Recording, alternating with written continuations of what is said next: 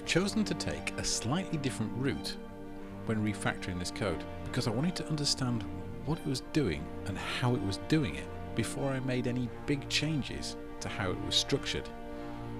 To do that, I went on a little journey.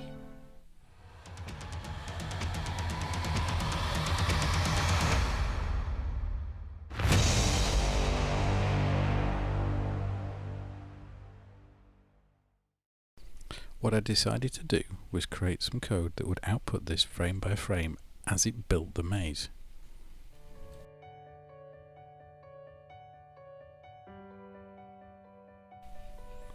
The result is a visual output of what this is doing frame by frame as it builds the maze. It actually mines out the maze,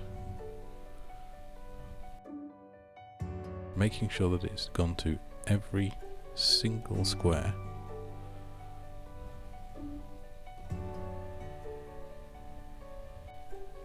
This starts to identify some of the inefficiencies in the algorithm.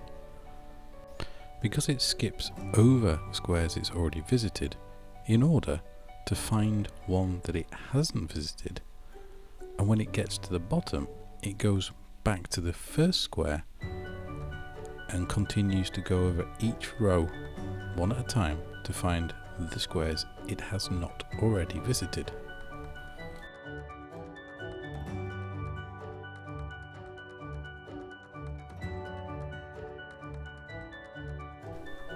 A good example is here, where it scans almost the whole structure to find the last two squares that are right on the top row. Personally, I found this visual representation of what the code is doing very useful and very insightful. And what I did to achieve this is change the blocks so that we had a nicer square block to make it obvious. I've created a draw frame function that adds the position and draws the maze in blue. I've extracted out the movement functions and included in those a draw frame.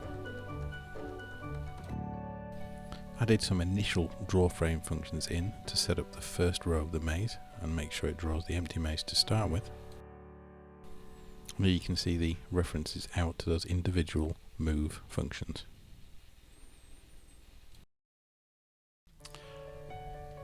So, we may not have made huge inroads into refactoring the code, but we have made some big insights into what it actually does. This is going to help when we come to refactor the code, because an understanding of what it's doing and how it's doing it is key to how we choose to refactor it.